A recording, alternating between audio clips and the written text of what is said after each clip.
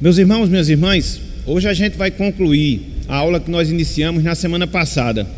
Na verdade, não só concluir a aula que nós iniciamos na semana passada, mas com a graça de Deus, hoje a gente vai encerrar o capítulo 5 do Evangelho de Mateus, que é o primeiro capítulo de 3, que fala sobre o Sermão do Monte, o Sermão da Montanha. Então hoje, com a graça do Senhor, a gente vai fechar esse capítulo. Restarão ainda os capítulos 6 e 7, e com a graça de Deus, nos próximos domingos, a gente vai trabalhar acerca dos mesmos. Então, abram aí, por favor, Evangelho de Mateus, capítulo 5, vamos ler do verso 43 até o verso número 48. Mateus, capítulo 5, versículos 43 até o versículo de número 48. Assentados como vocês estão, logo após terem aberto as suas Bíblias, nós vamos proceder com a leitura e seguir, fazendo uma rápida revisão do que nós já iniciamos na semana passada e dando prosseguimento àquilo que nós ainda iremos considerar dentro desse texto na manhã de hoje. Então, abram aí, por favor, Mateus 5, 43 até o versículo de número 48.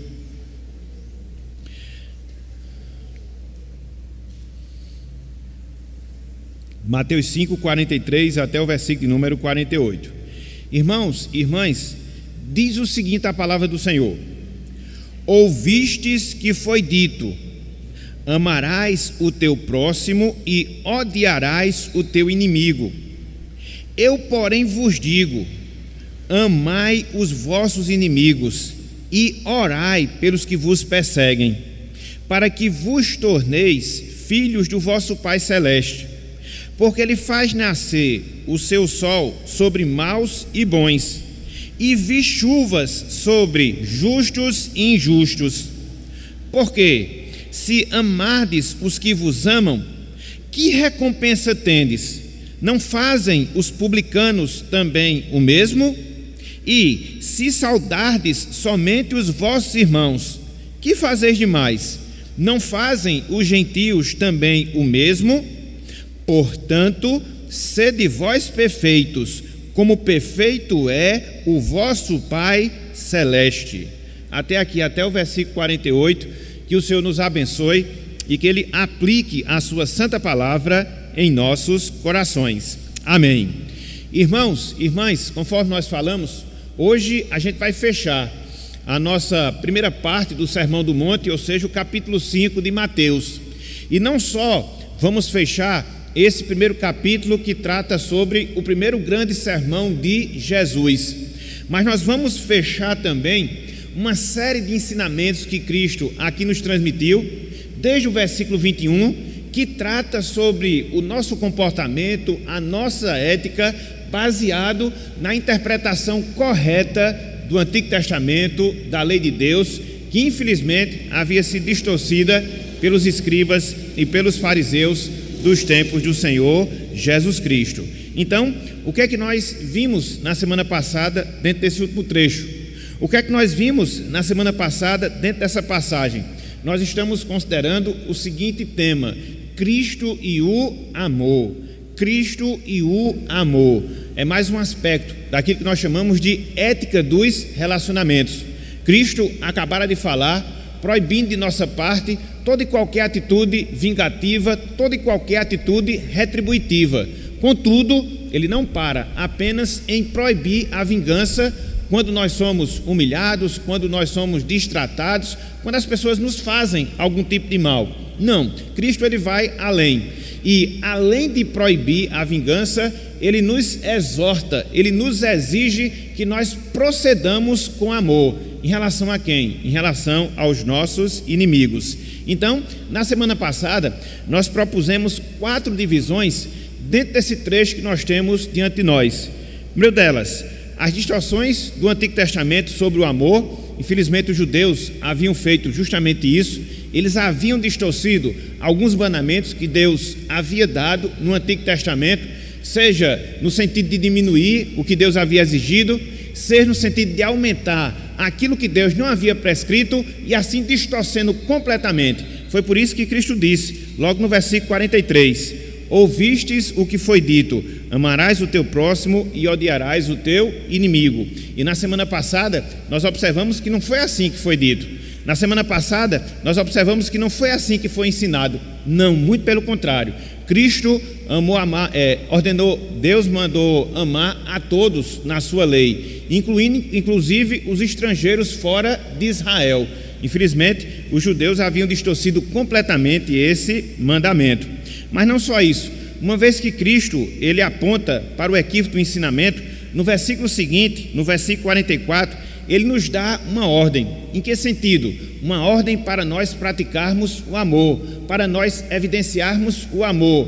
A quem? Aos nossos inimigos, que era justamente essa a dificuldade que existia na vida dos escribas, dos fariseus, de somente demonstrar amor para com aquelas pessoas que demonstravam amor em relação a eles. E Cristo disse: não, para nós que somos discípulos, para nós que somos servos de Deus, nós devemos amar inclusive os nossos inimigos. E como é que deve ser esse amor? Deve ser a demonstração de um mero sentimento? Não.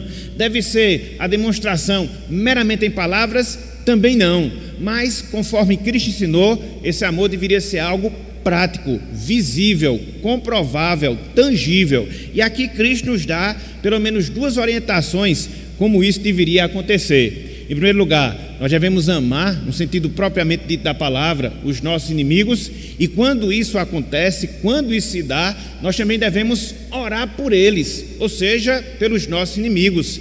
E aí, quando a gente estuda a passagem paralela a essa, lá em Lucas capítulo 6, Cristo ele aumenta ainda mais uma exigência que nós devemos ter em relação aos nossos opressores, ou seja, nós devemos bendizê-los. Então, o amor prático de Jesus Cristo envolve justamente esses três aspectos: o amor propriamente dito, as orações e também o fato de nós estarmos bendizendo os nossos inimigos, fazer o bem a eles, orar por eles e bendizer a eles, ou seja, os nossos inimigos. Contudo, Cristo ele não parou por aí, e conforme nós temos na sequência do texto, a gente vai trabalhar os dois últimos pontos do nosso estudo, os dois últimos pontos da nossa lição. Hoje, em primeiro lugar, nós vamos ver o propósito da prática do amor. Nós vamos ver o propósito da prática do amor. Então perceba, no primeiro momento, Cristo ele esclarece as distorções que os judeus haviam feito em relação ao amor. No segundo momento, Cristo ele ordena que nós pratiquemos o amor. E em terceiro lugar, nós vamos ver o propósito disso. Por que que Cristo deu essa ordem? Por que que ele nos trouxe essa ordenança de nós amarmos inclusive os nossos inimigos? E a resposta a esta pergunta, a resposta a esta indagação, nós encontramos tanto no versículo 45 como também no versículo 48. Então, prestem atenção, meus irmãos, considerem, minhas irmãs, o que fala aqui esses dois versos. Mateus capítulo 5, verso 45 e também o verso número 48. O propósito da prática do amor. O propósito da prática do amor. Cristo disse: para que vos torneis filhos do vosso Pai Celeste, porque Ele faz nascer o seu sol sobre maus e bons, e vi chuvas sobre justos e injustos. Versículo 48. Portanto, sede vós perfeitos, como perfeito é o vosso Pai Celeste. Então, através do ensino de Jesus Cristo, ao amar os seus inimigos, os discípulos de Cristo, eles testificariam. Os discípulos de Cristo, eles comprovariam que eles eram filhos de Deus, que eles eram filhos do Senhor. Esse é o propósito, meus irmãos. Essa é a finalidade, minhas irmãs, de nós nos sujeitarmos às instruções que Cristo nos dá, sobretudo no versículo 44, de amarmos no sentido prático, de amarmos no sentido verdadeiro os nossos inimigos, porque quando isso se dá, porque quando isso ocorre em nossas vidas, nós estaremos comprovando, nós estaremos demonstrando que nós somos filhos e filhas de Deus. Esse é o propósito da ordem de Cristo, esse é o propósito da prática do amor. É claro que aqui nós precisamos fazer uma observação. É claro que aqui nós precisamos fazer uma observação muito importante, ou seja, quando nós vemos, sobretudo o versículo 45, nós não devemos ser levados ao equívoco de entender que a prática do amor vai fazer com que nós nos tornemos filhos de Deus.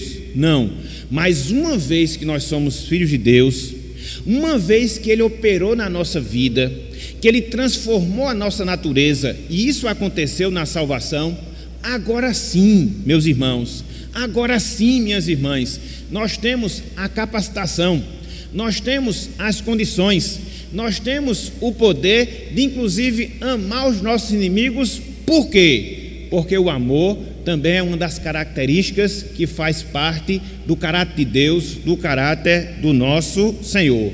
Quando nós estudamos acerca de Deus, de maneira bem específica, quando nós estudamos acerca da pessoa de Deus, a gente se depara com algumas qualidades que nós chamamos de atributos, que fazem parte do caráter de Deus. E dentre várias qualidades, dentre vários atributos que Deus tem, um deles se destaca, ou seja, a sua bondade. Deus é bom, meus irmãos. Deus é bom porque demonstra amor em relação a nós. Deus é bom porque é misericordioso quanto a nós. Deus é bom porque Ele derrama a sua graça em nossas vidas. Então, a bondade de Deus, esse atributo, engloba todos esses outros três: o seu amor, a sua graça e também a sua misericórdia ou a sua compaixão. Outros até incluem um quarto, a sua benignidade. Então, Cristo está nos ensinando justamente isso. Quando nós amamos os nossos inimigos, nós estamos demonstrando o caráter de Deus na nossa vida, dentre eles o caráter da sua bondade. Porque quando nós estudamos sobre a bondade de Deus, a gente percebe, irmãos, minhas irmãs, que a bondade de Deus, ela pode ser vista de duas formas. A bondade de Deus, ela pode ser vista de duas maneiras. Existe aquilo que nós chamamos de bondade geral de Deus, que é a sua benevolência, sua graça, sua misericórdia, que Ele derrama sobre todas as pessoas, indistintamente falando, não importando se elas servem a Deus ou não, não importando se elas temem a Deus ou não. A bondade de Deus, nesse prisma, ela é geral. E existe o segundo aspecto da bondade de Deus, a que nós chamamos de bondade especial. Essa é exclusiva dos salvos. Essa é exclusiva daquelas pessoas as quais Cristo as salvou em Cristo Jesus. Contudo, não é desta bondade específica, especial, que Cristo está falando aqui nessa passagem. Não, Ele está falando acerca da bondade geral de Deus. Porque quando nós olhamos o mundo ao nosso derredor, quando nós olhamos a criação de Deus, nós vemos o testemunho muito claro, nós vemos o testemunho muito transparente de que Deus é bom e é bom para com todas as suas criaturas, sejam elas racionais e irracionais, sejam elas que o temem ou não. Então é nesse sentido que Cristo ele baseia a sua ordem, que nós devemos amar os nossos inimigos, que nós devemos ser bondosos em relação aos nossos inimigos, porque Deus faz assim na sua bondade geral em relação a toda a sua criação. Só para a gente considerar bem rapidinho esse aspecto da bondade geral de Deus, abram aí por favor, é só no livro dos Salmos, porque aí a gente ganha tempo. Livro dos Salmos, capítulo 36. Livro dos Salmos, capítulo 36, versículo 6. Salmo 36, versículo 6.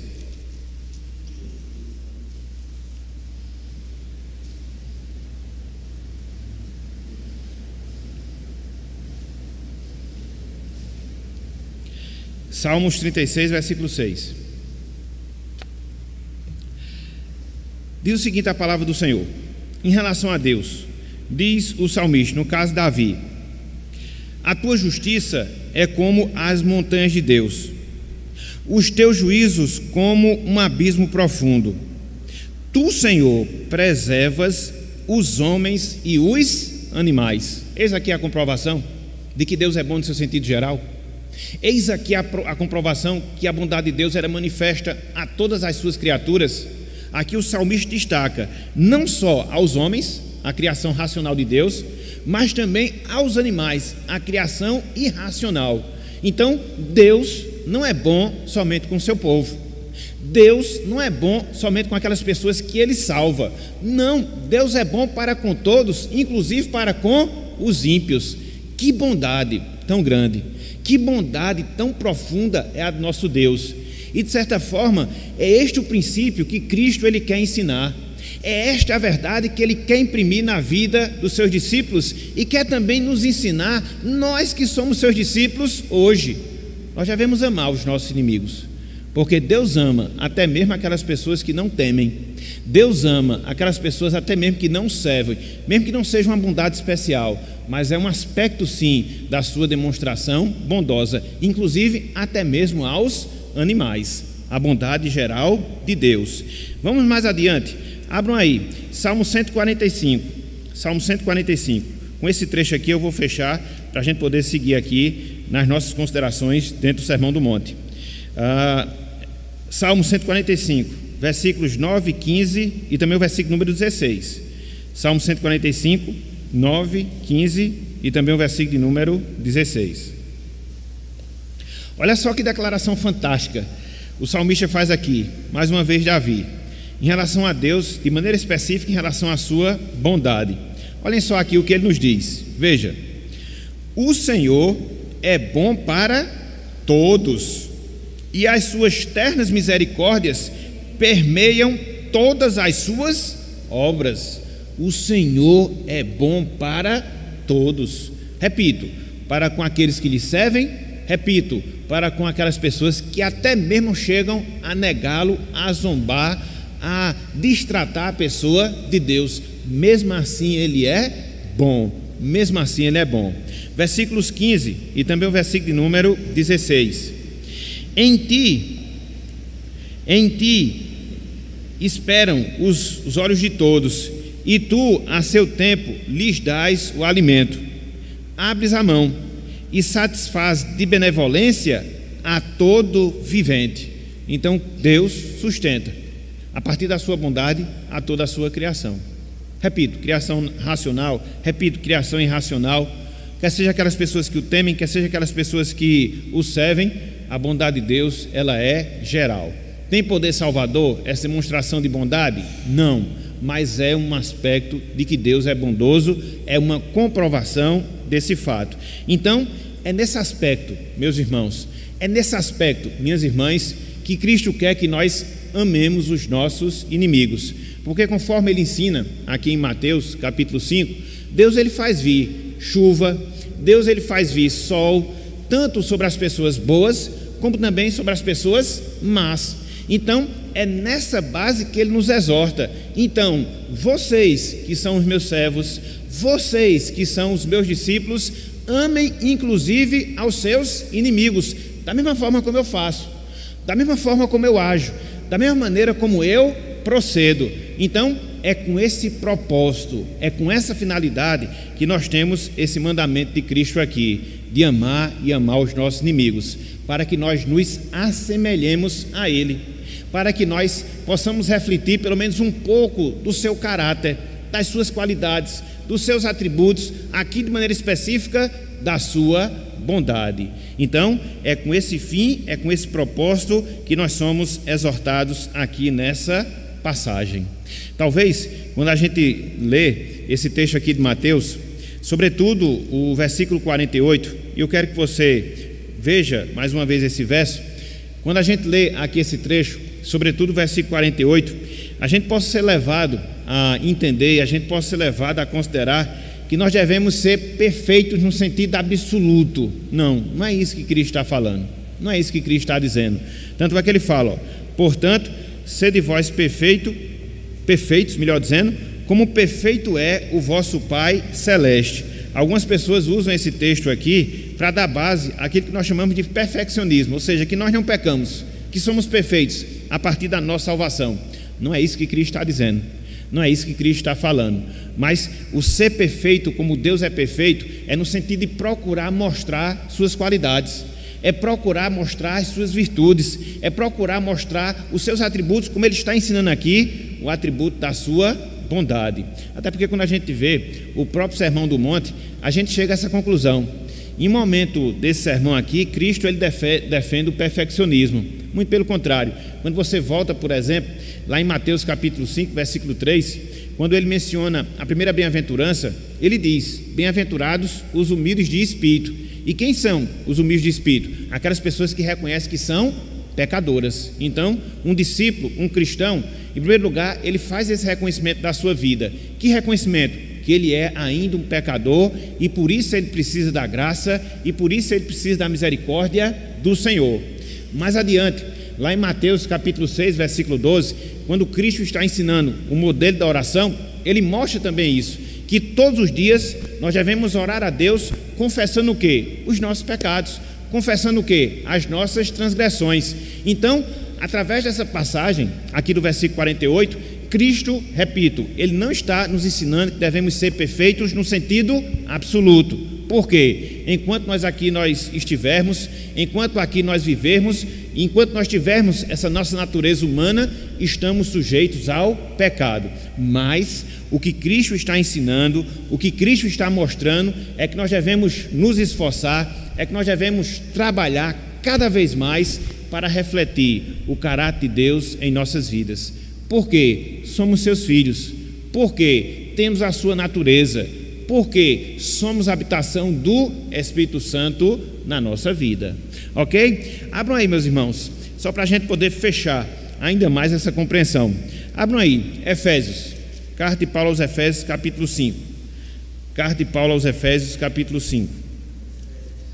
Isso, versículos 1 e 2. Efésios 5, versículos 1 e também o versículo número 2. Efésios 5, verso 1 e 2.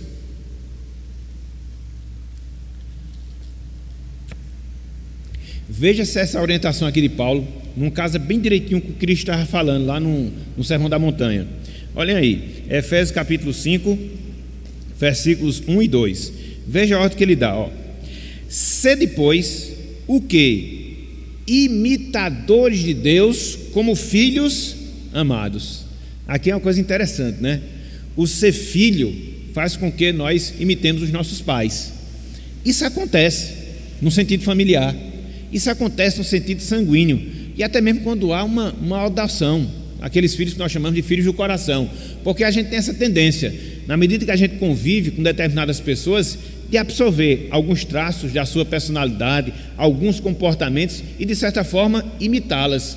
Então, em termos espirituais, nós somos esses filhos amados de Deus e assim num caráter muito mais absoluto. Por quê?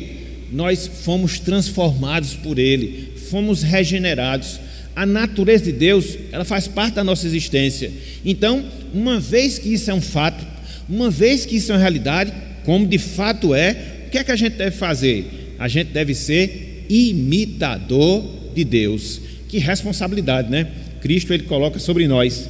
Que responsabilidade ele exige em relação às nossas vidas. Agora, não é qualquer responsabilidade, não é qualquer obrigação, porque ele nos dotou para isso. Mudou a nossa natureza. Somos filhos.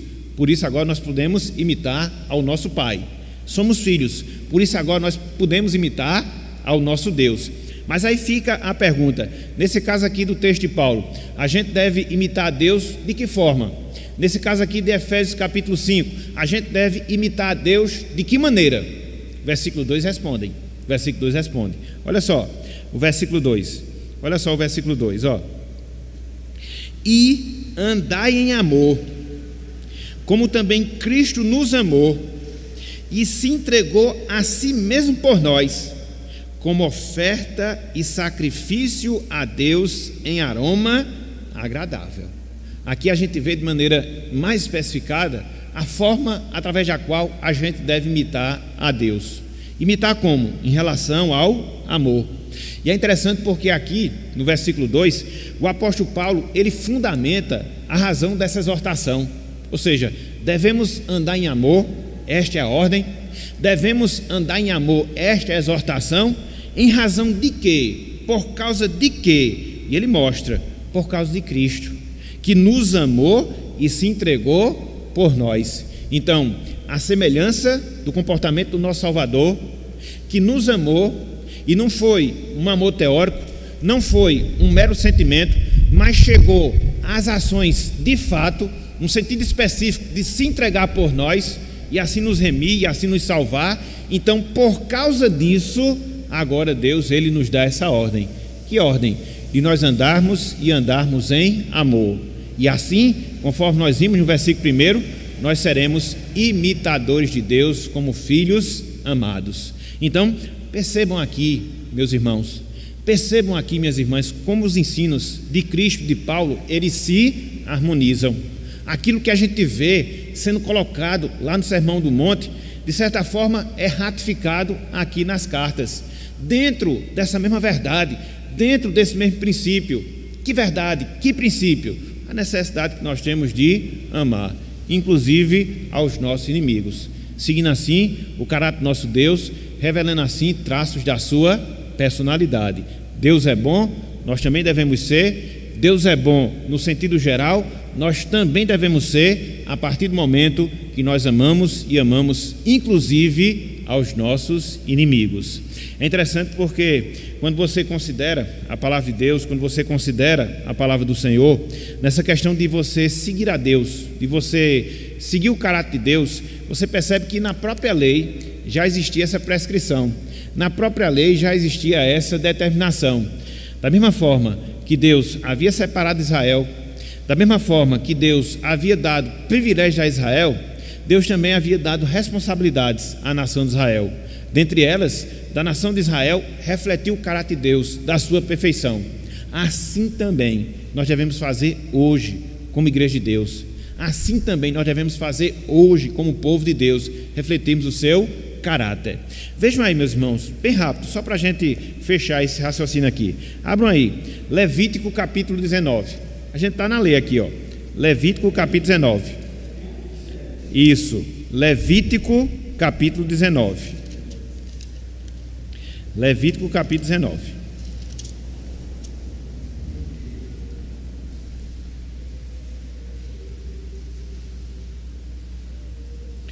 Levítico 19, 2.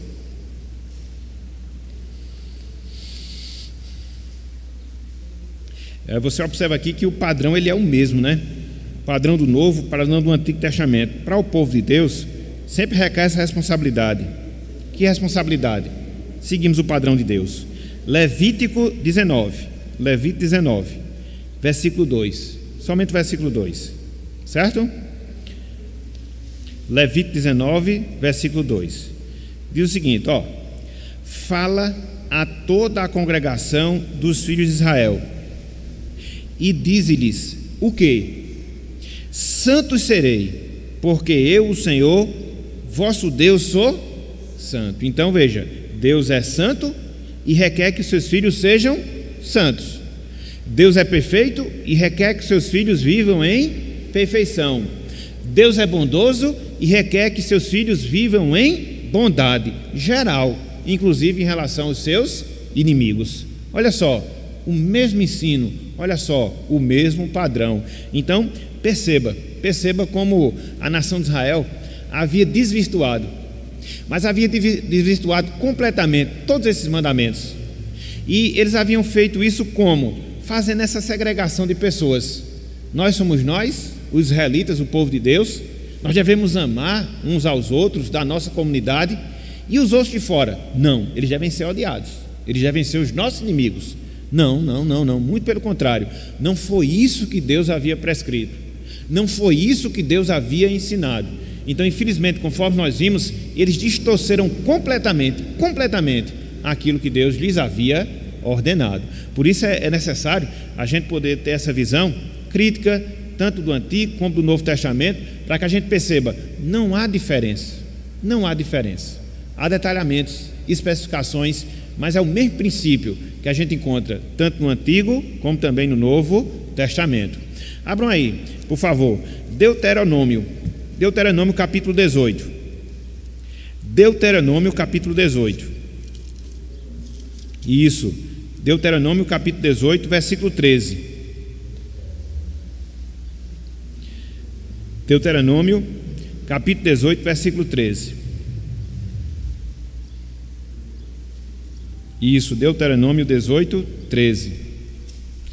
Aqui, ó, Cristo vai, esse trecho aqui da lei vai ser quase a mesma coisa que Cristo falou, lá em Mateus 5,48.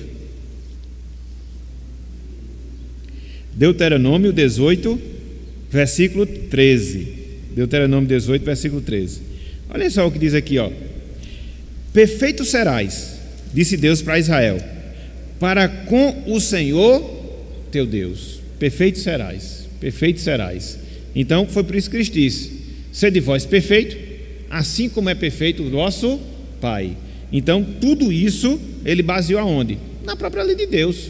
Aonde? Na própria lei do Senhor. Não havia nenhuma novidade, não havia nada novo, muito pelo contrário, somente aquilo que Deus já havia ensinado no Antigo Testamento. Então, o que é que a gente fecha aqui nesse ponto? O que é que a gente observa aqui nesse momento do nosso estudo? Essa implicação que recai sobre mim, que recai sobre vocês, que recai sobre todos nós. Devemos ser bondosos como Deus ele é bondoso. Nós somos seus filhos e por isso nós devemos exercer amor para com todos, sem distinção, incluindo até os nossos inimigos. O padrão é elevado? É.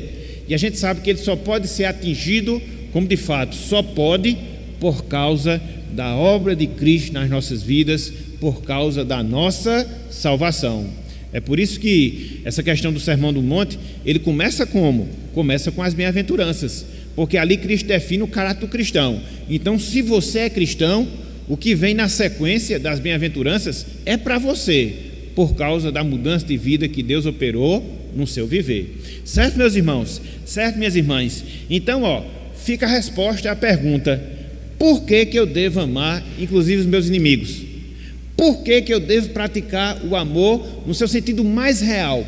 Por quê? Por causa disso, para que assim a gente possa reproduzir o caráter de Deus em nossas vidas, para que assim a gente possa manifestar a pessoa de Deus no nosso viver, porque nós somos filhos, e não qualquer filho. Conforme diz Paulo, nós somos filhos e filhos amados e amadas de Deus. Portanto, essa norma ela serve para todos nós. Qual é o quarto ponto? Qual é o quarto momento que a gente vai trabalhar agora? O desafio da prática do amor. O desafio da prática do amor. Voltem aí, por favor. Mateus capítulo 5. Vamos ler o versículo 46 e 47. Perceba que a gente cobriu todo esse trecho, não foi? Eu mudei a ordem, mas ele foi todo coberto. Evangelho de Mateus 5, versículo 46 e também o versículo de número 47, ok?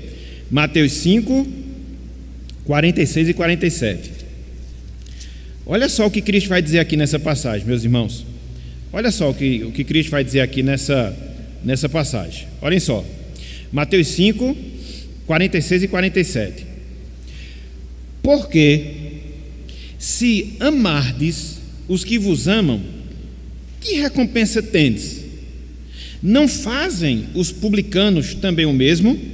Verso 47.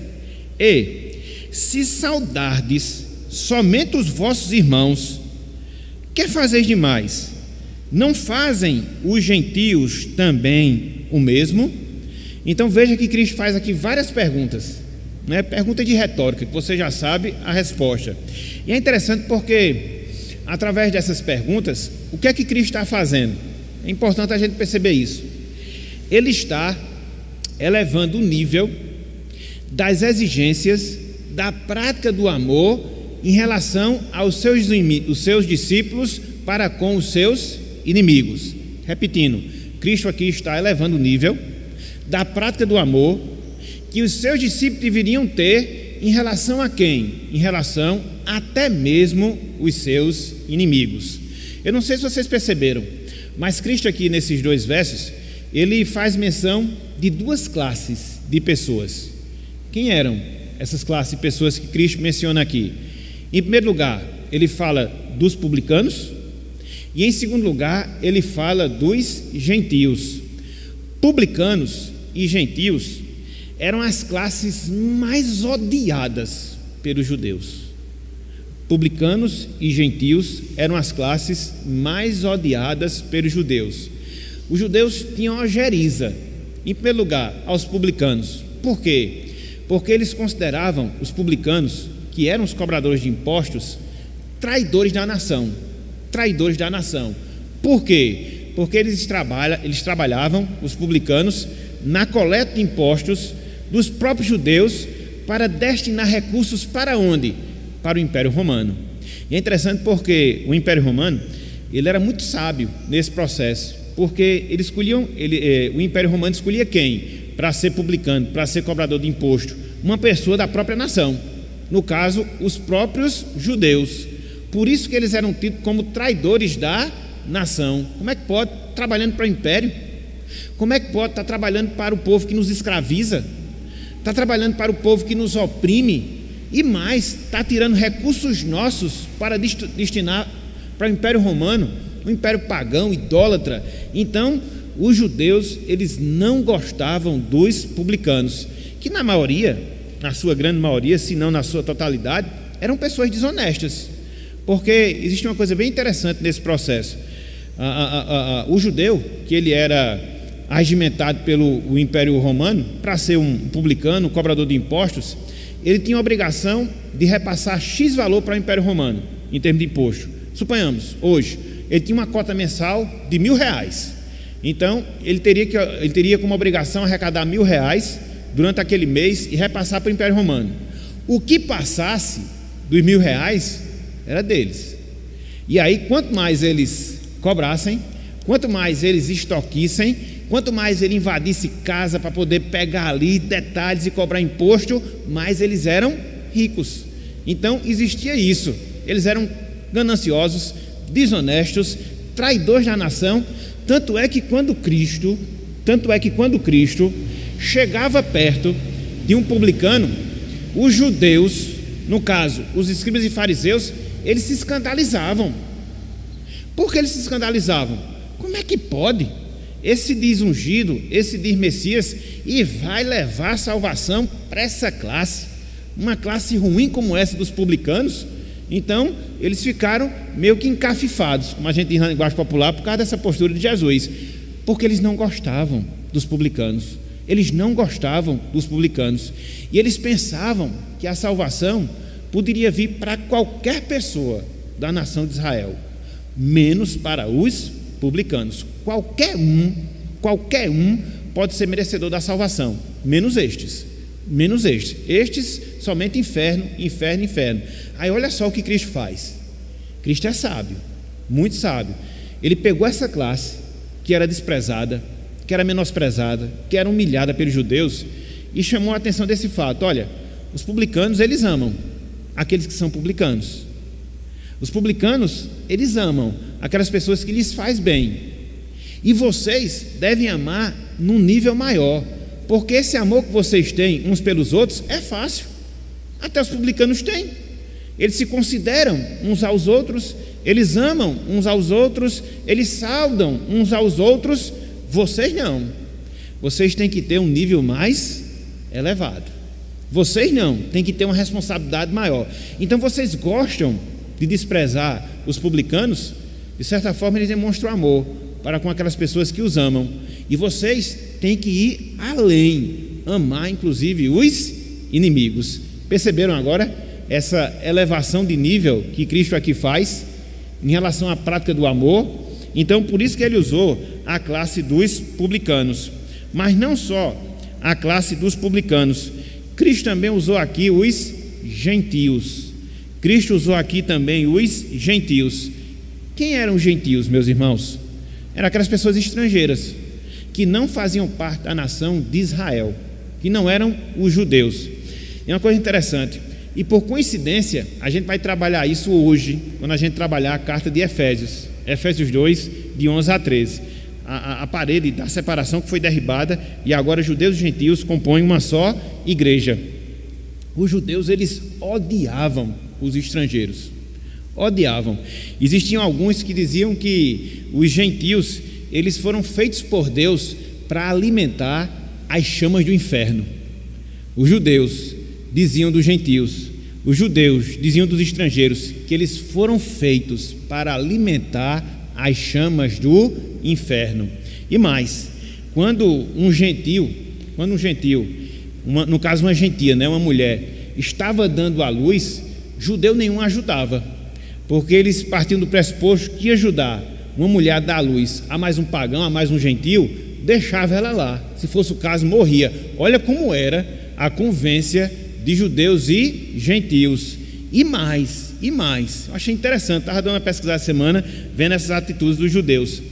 Se um judeu se casasse com um gentio ou com uma gentia, os seus pais faziam o enterro simbólico, porque na mente deles, aquele filho, aquela filha tinha morrido, porque casou com um gentio. Olha só o senso de animosidade que existia entre judeus e gentios. Aí Cristo vai, pega essa classe de gentios que os judeus não gostavam, que os judeus desprezavam, e ele chega e diz: eles se saudam uns aos outros, eles fazem o bem quando as pessoas fazem o bem a eles. Então vocês devem ter um nível mais elevado e fazer o bem até mesmo aquelas pessoas que lhe perseguem, e façam bem até mesmo aquelas pessoas que fazem mal para vocês. Então veja, aqui nós temos o que eu chamo de desafio da prática do amor. Amar quem nos ama é fácil. Fazer o bem a quem nos faz o bem é a coisa mais normal possível. Muitas vezes acontece da pessoa lhe ajudar, da pessoa lhe favorecer em determinado momento, você vai e retribui. Talvez não na mesma proporção, mas você vai e retribui. Agora, meus irmãos, agora, minhas irmãs, o desafio é o contrário. É você fazer o bem quando a pessoa lhe faz mal. Aqui o nível está mais elevado. Porque fazer o bem a quem nos faz bem, publicanos e gentios tinham essa capacidade. Agora, fazer o bem a quem nos faz mal, não, aí tem que ser salvo. Aí tem que ter a natureza transformada por Jesus. Aí tem que ser a habitação do Espírito Santo. Aí tem que ser filho de Deus para poder andar em amor, assim como Deus em Cristo nos amou. Então, através dessas perguntas, Cristo ele estava desafiando os seus discípulos a terem uma atitude melhor do que as classes que eles judeus desprezavam. Tem uma atitude melhor, tem uma atitude mais elevada. Eles, os gentios, os publicanos, conseguiam amar, conseguiam saudar os que agiam da mesma forma em relação a eles. Por isso, nós que somos discípulos de Cristo, devemos ir além, inclusive amando e fazendo bem aos nossos inimigos. Eis o desafio do Evangelho, eis o desafio da palavra do Senhor. Agora, eu tenho uma boa notícia para falar diante disso. Conforme nós falamos, nós que somos cristãos, nós somos uma classe especial de pessoas. Por quê? Porque a gente faz coisas que ninguém mais pode fazer. E nesse aspecto, a gente vê justamente essa realidade. A gente consegue amar os inimigos, mesmo quando eles fazem mal em relação a nós. Os ímpios não fazem isso. Eles não têm essa capacidade. Eles não têm essa habilidade, porque espiritualmente falando, eles são incapacitados para isso.